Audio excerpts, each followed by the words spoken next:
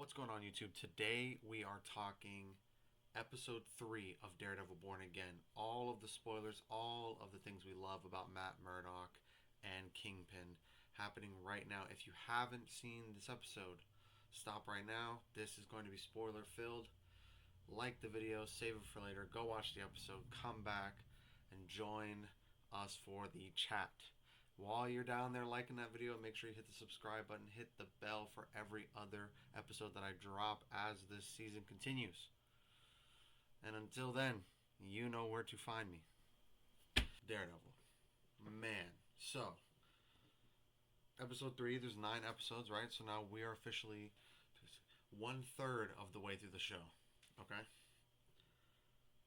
47-minute runtime, so 42-ish after the title and the credits. What a great episode. I love that we are getting court drama out of this show. And the fact that essentially this whole episode, like if we were pretty much the whole episode, like if it was focused on Matt, we were in court. And it was so good. Like, it's so well done the way that what's happened, because we'll get to the end, what's happened with this case and how it kind of plays a role into the existential crisis that Matt is having, and also plays a role in the anger and regression of Kingpin and his hatred towards vigilantism because of it always ending his criminal empire, is so crazy and it's so good. R.I.P. to the gentleman who plays the White Tiger. Um, they did, and he is found not guilty, which was a fantastic moment, and how they got there was so great. But the episode ended with him being killed, which was so. It's just a perfect showing of how Fisk is that type of person that he is built into him. No matter what happens to him, he's never going to change. And showing that he's still doing those things, and the conversation that he has with Vanessa, where it's very much like he's moving to a different playing field as far as criminal empire, what he's doing with the criminal being a criminal. Like, he's not on the streets controlling members of the government or members of the task force or things like that. He is a member of the government pulling big strings. So I'm so excited to see where that progresses into the show, especially considering we're only a third of the way through. And this is immediately getting a follow up, like season 2 is already being shot. This episode, man, it was great. There's this beautiful, beautiful scene that they did in honor of. Ready for baby girl Frank back on my screen. Yeah, 4 more episodes. Um, there's a beautiful scene in this episode where Matt goes to Hector, and is talking to him in the cell about why he gave him up, or basically why he outed his identity, which is wild because of the case that he made in She-Hulk, but I'll get back to that. And he's talking about his home, like where he's from, and how he believes this beach is the most beautiful thing in the world. And he's talking about how the local frogs there, they don't ribbit like traditionally. They like sing their call, and then he imitates it with a whistle. And then the way that they end the episode with his killing, but then it's silent when the credits are rolling, and you hear this recreation of that very sound and that very environment that he was describing. And it's this very sad but like beautiful send off for him and the character, and kudos to Marvel for that. That was very well put together. Um, yeah, that was really good. That I really appreciated that. Just and then back to the episode as a whole, where the way that they tackled the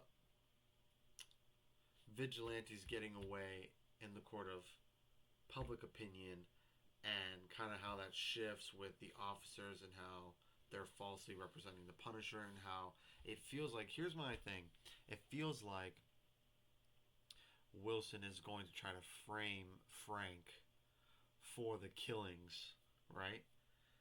And that's why the episode ended with the guy wearing the bulletproof vest with the Punisher mask.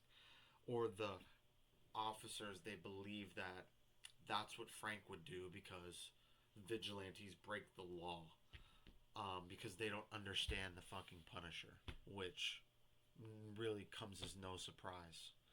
Um, so yeah, and then that sets on the path of like they're trying to embody what Frank would do, or what they think Frank would do, and that then gets Frank put in the spotlight, and that's kind of why he joins. So that's kind of where my thought is on that.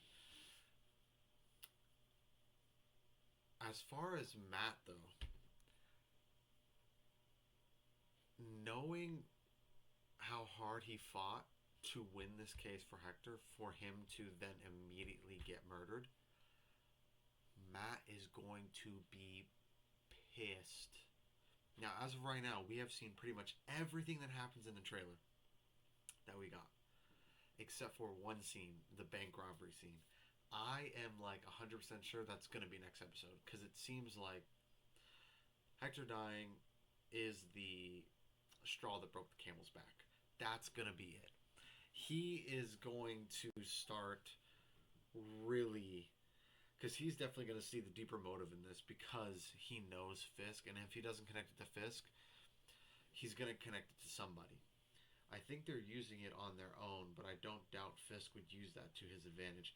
Yeah, exactly. As far as the Punisher thing goes, I think that they may be doing it on their own accord, and then Fisk is going to play into it, kind of like how he did in season 3, where he was amplifying the media on certain things, like pushing the negative aspect of certain things. So I think he's going to use that to twist the media's perspective on another vigilante.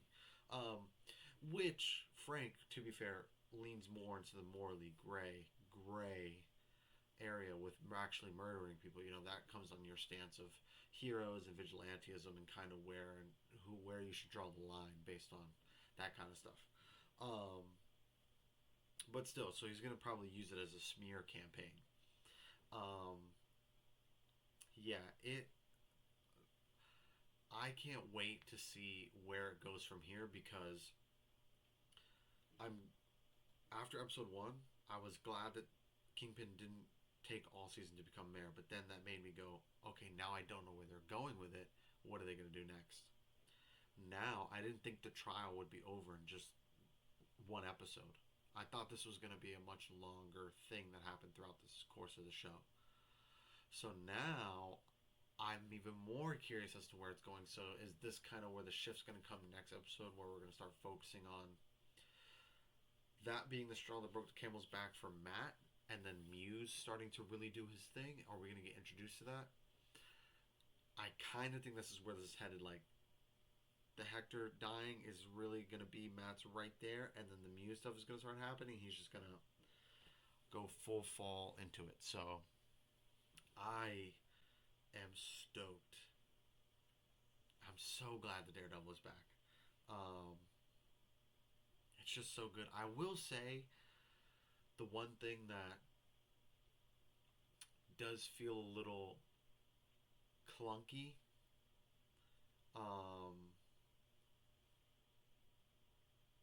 it feels a little clunky, is the inserting of telling us what the amulet does. I can't explain it, but I have no issue with the fantastical. Like, just to be clear, overall this isn't a complaint. I'm cool. They're doing this, but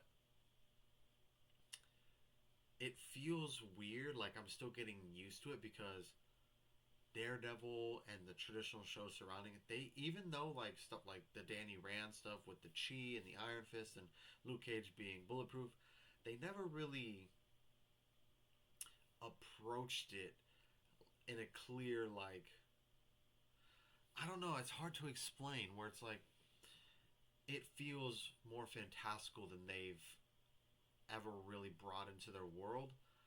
Even though people like Luke Cage and Danny Rand exist, it feels like they really kept that super grounded, which is almost why they took Danny out of Kung Lun like immediately, and we didn't really see any of that.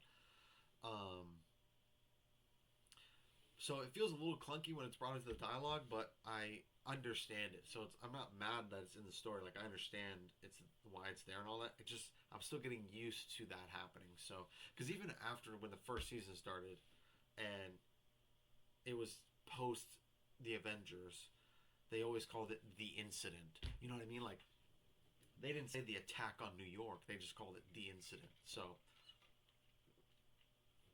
it feels interesting that they're like being very namey about like, oh, why would he attack these people when he's not wearing the amulet that gives him extra powers and like strength and stuff? And it's like, okay, yeah, no, that makes sense. Like I get everything you're saying. It just feels a little anyway. So that's just my like one like thing that I'm still getting used to. Um, but I'm so glad the show is back. I think the thing that they're doing with Kingpin and Vanessa is also very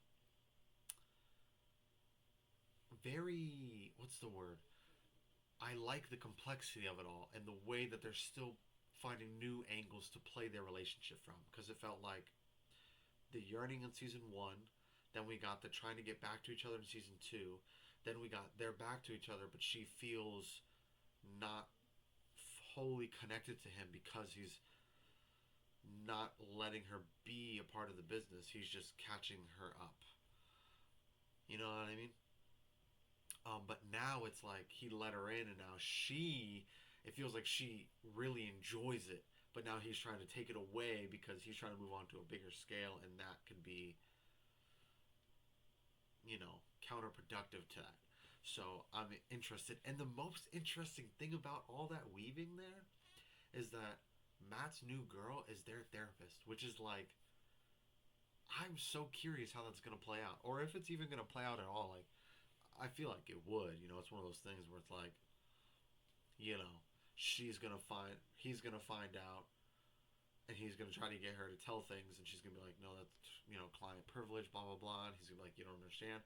So yeah, I feel like that will probably cause a strain on their relationship, but I'm just excited what they're doing. I really am, and I'm so curious where we're gonna go now, um, considering where the show's third episode ended.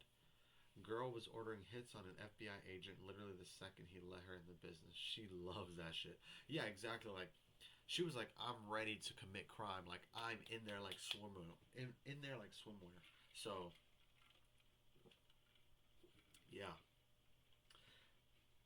So yeah, I'm super excited. I hope um, you guys have been enjoying it. If you haven't been enjoying it, of course I want you to let me know. Please let me know down in the comments how you're feeling about the episode 3. Do you like it? Do you love it? Do you hate it? Do you not like the direction they're taking? Are you still unsure about the approach? Let me know. And while you're there, hit all the great buttons. And until the next time, you know where to find me.